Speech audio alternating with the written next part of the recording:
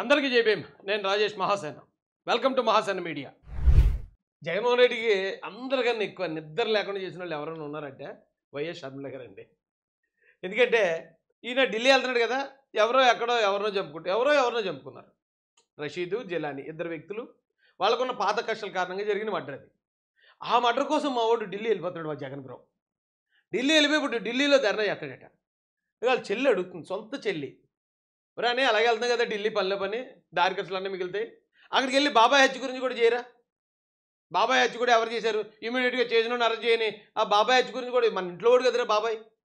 ఇప్పుడు రషీద్ అంటే ఎక్కడో వినుకొండలో ఎవరో ఒక కార్యకర్తకి సబ్ కార్యకర్త. నువ్వు ఆయన చనిపోయిన దానికే నువ్వు ఢిల్లీ దాకా పోతున్నావు. ఇక్కడ మన సొంత బాబాయ్ కదరా, మన రాజశేఖర రెడ్డి గారి ద్వారా మనం వచ్చాం. ఆ రాజశేఖర రెడ్డి గారి సొంత తమ్ముడే కదా. సొంత తమ్ముడిని చంపిన వాళ్ళు ఇంకా బయట తిరుగుతున్నారా? ఇంట్లో సంగతి కూడా చూడరా బాబు అనే అని చెప్పి ఇక సొంత చెల్లె. 5 ఏళ్లలో మీరు చేసినవన్నీ గొడ్డల రాజకీయాలే. సొంత చెల్లినైనా నన్ను మోసం చేశారు. జగన్పై సోదరు షర్మిల సంచలన వ్యాఖ్యలు. ఇంతకన్నా దైత్యం ఇంకోటి ఏమైనా ఉంటుందండి? తల్లికి కూడెట్టినాడు పెంతల్లికి పట్టుచీర కొంటానన్నాడట. జగన్ బ్రో పనులు అలాగే ఉంటాయి. సొంత ఇంట్లో ఉన్న వాళ్ళే మోసం చేసిన జగన్ రెడ్డి గారు రాష్ట్రాన్ని మోసం చేశారంటే నమ్మనోడు ఇంకెవడన్నా ఉన్నాడంటే ఇంకా దరిద్రుడు ఇంకోటి లేడని అర్థం. దాంతో ఎక్కడో వినుకొండలో జరిగిన దానికోసం జగనన్నకి ప్రేమ కారిపోతుంది. షర్మిల గారు మాటలు కూడా అన్నారండి, చాలా చక్కగా మాట్లాడింది ఆవిడ. ఇది ఎవరో పెట్టారండి, మాకు సంబంధం లేదు ఇది. అవునండి, వాళ్ళే అధికారంలో ఉండాలి, వాళ్ళే గొడ్డలు తీసుకొని అందరినీ వాళ్ళకి అగెయిన్స్ట్గా ఉన్న వాళ్ళందరినీ నరికేయాలి, వాళ్ళే సింగిల్ ప్లేయర్గా ఉండాలి. ఇదేనా భారతి గారి స్ట్రాటజీ? ఇదేనా? అంతే కదా, గొడ్డలితో మిగతా వాళ్ళందరినీ నరికేయండి, మీరే సింగిల్ ప్లేయర్గా ఉంటారు. అప్పుడు ఊరు దాటిపోవడానికి ఇక ఓటమిని ఒప్పుకునే పరిస్థితికి వచ్చి పాస్పోర్ట్లు కూడా తయారు చేసుకుంటున్నారు. ఆయన ఊరి దాటిపోవడానికి ఎలా అయితే నేను తప్పించుకొని పోగలను, నేను ఓడిపోతే నా అరెస్ట్ ఖాయం అన్న పద్ధతిలో ఉంది వాళ్ళ పరిస్థితి. ఇప్పుడు సొంత చెల్లికి తెలియకుండా ఏమి ఉండవండి రహస్యాలు. జగన్మోహన్ రెడ్డి గారు ఆ ఫ్యామిలీ మొత్తం పాస్పోర్ట్లు తయారు చేయించుకున్నారంట. అంటే ఆల్రెడీ వాళ్ళకి పాస్పోర్ట్లు లేవా అని మీరు అడగొచ్చు. దేటి రాజేష్ గారు, మనకే ఉన్నాయి కదా పాస్పోర్ట్లు, వాళ్ళకి పాస్పోర్ట్లు లేకపోతే ఉన్నాయి. అవి ఎక్కడున్నాయంటే సిబిఐ కోర్టు చేతిలో ఉన్నాయి. వాళ్ళు ఎప్పుడు పడితే అప్పుడు ఇమ్మంటే ఎవరండి? దానికి ఒక కారణం, పద్ధతి, ప్రణాళిక ఉండాలి. అందుకని మళ్ళీ పాస్పోర్ట్లు తయారు అంటే దొంగ పాస్పోర్ట్లు. ఆవిడ మాటలో నాకు అదే అర్థమైందండి. మరి దొంగ పాస్పోర్ట్లు తయారు చేసి ఉన్నంతకాలం ఇక ఇప్పుడు అధికార ప్రభుత్వం ఏదైతే ఉందో చంద్రబాబు నాయుడు గారి కూటమి ప్రభుత్వం, అతని మీద దృష్టి పెట్టనివ్వకుండా ఇప్పుడు గొడవలు చేసేసి అబ్బాయి బీహార్ అయిపోతుంది, అక్కడ చంపేస్తున్నారు, ఇక్కడ చంపేస్తున్నారని ఈ ప్రభుత్వాన్ని ఇబ్బందులకు గురి చేసి ఇలా పాస్పోర్ట్లు తయారు చేయించేసుకొని అన్న జంప్ అయిపోతున్నాడేమో అండి. అయితే పాస్పోర్ట్లకి ప్రాసెస్ జరుగుతుంది. ఇప్పుడు ఒక నెల 2 నెలలు టైం పడుతుందని ఉంటాడు ఏజెంట్. సో ఈ నెల 2 నెలలు మనం కానీ ఖాళీ కూర్చుంటే ఈ ప్రభుత్వం మన బొక్కలు ఎత్తికెత్తది. కాబట్టి ఈ నెల 2 నెలలు పాస్పోర్ట్లు తయారయ్యే లోపు మనం ఈ ప్రభుత్వాన్ని కంటిమే కునుకు లేకుండా చేసేద్దాం, మనం ఆరోపణలు చేసేద్దాం, మనం ఢిల్లీలో ధర్నా చేసేద్దాం. ఆయన మాత్రం అసెంబ్లీకి వెళ్తలేదు చూసారా? అసెంబ్లీకి వెళ్తే ఖచ్చితంగా ఇప్పుడు ఏమన్నది, గొడవలతో నరికేయండి, మా అందరిని నరికేసి మీరు ఒకరే సింగిల్ ప్లేయర్గా ఉండండి. దాని అర్థం ఏంటి? వివేకానంద రెడ్డి గారిని మీరే భారతీ రెడ్డి గారిని అంటుందండి ఆవిడ. భారతీ రెడ్డి గారి స్ట్రాటజీ వివేకానంద రెడ్డి గారు లేపేసింది. ఇక నన్ను కూడా మోసం చేశారు, ఇక ఎలా ఉంది పరిస్థితి, ఇంకా అందరినీ గొడవలతో నరికేయండి డైరెక్ట్గా చెప్తున్నారండి వాళ్ళు. సొంత కుటుంబ సభ్యులు, రక్త సంబంధికులు. ఇప్పుడు కూడా మనకు కళ్ళు ఎలగలేదు, మనకు బుద్ధి రావట్లేదండి, ఇంకెవడేం చెప్తాడు?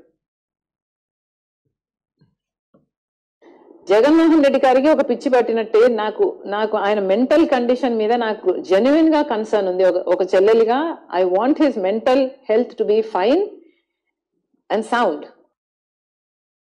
సొంత చెల్లి చెప్తుందండి అలా అన్నయ్యకి పిచ్చి ఉందని. అతను పిచ్చోడు, నాకు జాలేస్తుంది. ఖచ్చితంగా అతని మెంటల్ కండిషన్ తేడాగా ఉంది. ఎందుకంటే నిన్న కూడా మధుసూదన్ రావు అంటున్నాడు సుధాకర్ రావుని పట్టుకుని. ఇప్పుడు ఆయన ఏం చేస్తున్నాడు ఆయనకి తెలియట్లే. మరి ఇది వాస్తవం అనిపిస్తుంది కదండి నాకు కూడా. ఆయన నిజంగా మరి మెంటల్ కండిషన్ బాగోలేదని ఇక వారి సొంత చెల్లి గారు చెప్తున్నారు. అయితే వీళ్ళు ఎలా మాట్లాడడం నచ్చని వాళ్ళ మేనత్తో కావిడ ఉందండి. ఈవిడికి జగన్ గారు అంటే చాలా ఇష్టం.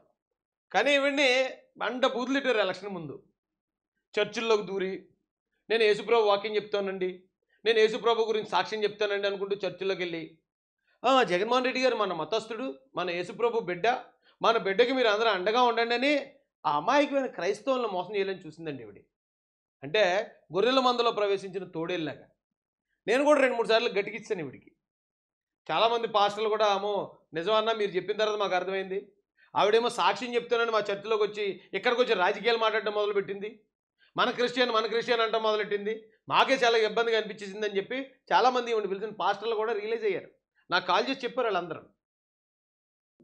మా ఇంటి ఆడపడుచులు, వైఎస్ కుటుంబ ఆడపడుచులు మా కుటుంబ గౌరవాన్ని రోడ్డు మీదకి వేస్తున్నారండి. నేను కూడా ఆ ఇంటి ఆడపడుచునే కాబట్టి I have to defend my family. మరి మా ఇంట్లో పాప ఇట్లా తయారైందంటే చాలా బాధ. అసలు నేను అడుగుతానండి, కుటుంబ పరువుని వాళ్ళు రోడ్డు మీద వేస్తున్నారట. నిజం చెప్పాలంటే షర్మిల గారు, సునీత రెడ్డి గారు ఆ కుటుంబ పరువుని కాపాడారు. అసలు ఈ కుటుంబానికి పరువు ఉందండి? వైఎస్ రాజశేఖర రెడ్డి గారు ఉన్నప్పుడు ఆయన్ని చాలా అభిమానించేవాళ్ళం మేమందరం. కానీ ఏ రోజైతే ఆయన అధికారం అడ్డుపెట్టుకుని 1,00,000 కోట్లు జగన్మోహన్ రెడ్డి గారు సంపాదించుకున్నా సరే వైఎస్ రాజశేఖర రెడ్డి గారు ఎక్కడ చూసి చూడనట్టున్నారు, ఆయన పట్టించుకోకుండా సపోర్ట్ చేసాడని తెలిసిన తర్వాత ఆయన మీద ఉన్న అభిప్రాయం కూడా దొబ్బింది మాకు. 1,00,000 కోట్ల ఆరోపణలతో 16 నెలలు జైల్లో చెప్పుకుంటూ తినొచ్చాడు జగన్మోహన్ రెడ్డి గారు. ఏమండి, ఎవరన్నా మన ఇంటి చుట్టుపక్కల్లో ఎవరన్నా ఒక తమ్ముడు ఎక్కడో చిన్న దొంగతనం, బైక్ దొంగతనమో మరొకటి చేసి జైలుకి వెళ్ళి వస్తే ఆ కుటుంబాన్ని మొత్తం వెళ్ళేస్తాం మనం. ఆడు ఎప్పుడైనా కనపడరే దొంగరాడు అంటామా? అలాంటి కుటుంబానికి గౌరవం ఉంటుందా? ఒక బైక్ దొంగతనం చేసిన వాడినే మనం అంత నీచంగా చూస్తూ ఉంటే 1,00,000 కోట్ల దొంగతనం చేసిన వ్యక్తి ఆ కుటుంబానికి గౌరవం ఉందంటుంది ఈవిడొచ్చి. అయినా కొంతమంది ఆయనకి ఏకంగా ముఖ్యమంత్రి హోదా ఇద్దామంటారు. ఏడ్రా ఎటుపోతున్నావురా మనం? ఎక్కడైనా ఒక చిన్న దొంగని, చిన్న జేబులు కొట్టేవాడిని చూస్తేనే ఆల్మోస్ట్ వెలేస్తాం మనం. జగన్మోహన్ రెడ్డి గారు జేబులు కొట్టడం కాదు, రాష్ట్రాన్ని కొట్టాడైనా. రాష్ట్రంలో ఉన్న భూముల్ని, రాష్ట్రంలో ఉన్న ఇసుకని, మైన్ని, ఇప్పుడైతే మరీ ఘోరం. ఆ తండ్రిని అడ్డు పెట్టుకునే 1,00,000 కోట్లు అంటే ఆయనకి ఇచ్చాం సీఎం. దొంగ చేతికి తాళాలు ఇచ్చినట్టు ఎంత కొట్టేసి ఉంటాడో ఆలోచించండి. ఆ కుటుంబానికి గౌరవం ఉందంటుంది ఈవిడొచ్చి. కానీ ఆ కుటుంబాన్ని వ్యతిరేకించి మా అన్న చేసే అన్ని తప్పులు, మా అన్న చేసే అన్ని అన్యాయాలు, హత్యలు చేయించున్నాడు, అక్రమాలు చేస్తున్నాడు, అన్యాయంగా అక్రమార్జన చేస్తున్నాడని ఇద్దరు చెల్లెళ్ళు ధైర్యంగా వచ్చి నిలబడ్డాక వాళ్ళిద్దరిని బట్టి వైఎస్ఆర్ ఫ్యామిలీకి గౌరవం వచ్చిందండి. అప్పుడు పరువు వచ్చింది వాళ్ళకి, అంతే తప్ప అంతకుముందు అయితే పరువు అయితే లేదు. ఉంది. సొంత అన్నయ్యను మామూలుగా శత్రువులందరూ ఒకటయ్యి మన మీద అటాక్ వస్తే మనం ఏం చేస్తాము? ఇంట్లో వాళ్ళందరూ ఒకటైతాం. వివేకమన్న నాకు క్లోజ్ కాదా? ఒకగానొక చెల్లెల్ని నన్ను నెత్తిన పెట్టుకుని చూసుకునేవాడు. వాళ్ళిద్దరికి ఉన్న ప్రేమ కంటే నా ప్రేమ ఎక్కువ అండి. నేను గట్టిగా చెప్పగలను. వివేకమన్న అంటే నాకు చాలా ఇష్టం. మరి నాకు ఏమంటుందంటే అండి ఆవిడ, వివేకమన్న అంటే నాకు చాలా ఇష్టమే, కానీ వివేకమన్నను చంపింది ఎవరు? మనోడే కదా, మన బిడ్డే కదా, మన అవినాష్ రెడ్డే కదా, మన జగన్మోహన్ రెడ్డే కదా. మనోళ్ళు మనం చంపుకుంటే అది తప్పెలాగవుద్ది? మీరు ఎందుకు బయటికి వెళ్ళి అడుగుతారో అని అడుగుతున్నాడు వీళ్ళిద్దరిని. ఈవిడి ఏమంత ఘోరం ఉన్నారు మనుషులు. బాధగా ఉండదా? ఈ వీళ్ళిద్దరి పర్సనల్ అజెండాతో పర్సనల్ గా వాళ్ళు ఎన్ని కక్షలు పెట్టుకున్నారు జగన్ మీద గానీ, అవినాష్ మీద గానీ. ఆ అమ్మాయిలారా మేనత్తగా చెప్తున్నా, దయచేసి మీరు మారండి. ఇప్పటికైనా నోరు మూసుకోండి. This is not correct. మీరు చేసేది మాత్రం చాలా తప్పు అమ్మ. షర్మిలమ్మ, సునీతమ్మ, I'm very unhappy about it. And all are relatives, మన బంధువులందరూ కూడా మీరు అనుకుంటున్నారే మేము మీకు సపోర్ట్ చేస్తారని. Just because you're Rajasekhar Reddy's daughter, it doesn't mean that you're doing whatever you're doing. నువ్వు చేసేదంతా కరెక్ట్ అని అనుకోవద్దుమా. ఆయన పేరు చెప్పుకొని తిరుగుతూ ఆయనకు అవమానకరంగా బిహేవ్ చేస్తున్నావు. నువ్వు చేసే పనులు ఏమైనా అన్న సంతోషంగా చూస్తున్నాడు అనుకుంటున్నావా? ప్రతిదీ ఆయన శత్రువులందరినీ చుట్టూ చేరారు, వాళ్ళతో ఏకమైపోయావు. రాజశేఖరన్ ఉన్నప్పుడు ఎంతమంది కష్టపెట్టారో వాళ్ళందరూ కూడా నీతో ఉన్నారు మా. ఒకసారి ఆలోచించు. ఏమో నీకు రాజశేఖర రెడ్డి గారు ఉన్నప్పుడు అంటే ప్రత్యర్థులుగా ఉన్న వాళ్ళంతా వీళ్ళకి సపోర్ట్ చేస్తున్నారట. కానీ సొంత అన్న అంటే ఈవిడికి అన్నయ్య అవుతాడు వివేకానంద రెడ్డి, అతన్ని చంపిన వాళ్ళందరూ ఈవిడితో ఉండొచ్చు, హంతకులు. కానీ ప్రత్యర్థులు వీళ్ళకి సపోర్ట్ చేయకూడదటండి. ఇంత అంటే క్రిమినల్ ఫ్యామిలీ అన్నమాట ఇది. ఫ్యామిలీయే తేడాగా ఉంది. మనం ఏం చేయగలుగుతాం? ఇంకా నేరాలు చేసేటమే కరెక్ట్ అంటుంది ఆవిడ. అవును, ఎస్, మనవాడిని మనం చంపుకున్నాం. ఇది చంద్రబాబు నాయుడు గారికి ఎందుకు, ఇంకొకరికి ఎందుకు? మీరు ఎందుకు రోడ్డు ఎక్కుతున్నారు? రేపు పొద్దున ఏమైనా అవసరం ఉంటే చంపుకోవడానికి షర్మిల నువ్వు ఉండొద్దా మా దగ్గర?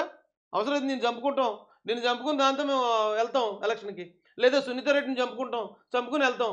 ఇవ్వ ఎంత ఘోరంగా ఉన్నారేటండి బాబు.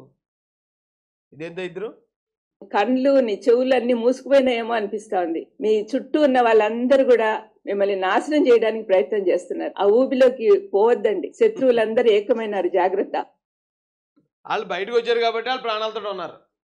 నిజంగా కనుక అదే జగన్మోహన్ రెడ్డి గారితో వీళ్ళు కూడా ఇష్టంగా ఉండుంటే 2024 వీళ్ళిద్దరిలో ఎవరో ఒకరు బలైపోయేది. మళ్ళీ చంద్రబాబు నాయుడు గారి మీద, పవన్ కళ్యాణ్ గారి మీద వేసి మళ్ళీ నెగ్గిన ప్రయత్నం చేద్దరు. క్రిమినల్స్ అండి బాబు. కానీ వీడి ధైర్యాన్ని మెచ్చుకోవాలండి. షర్మిల గారి ధైర్యాన్ని తప్పకుండా మనం మెచ్చుకుని తీరాలి.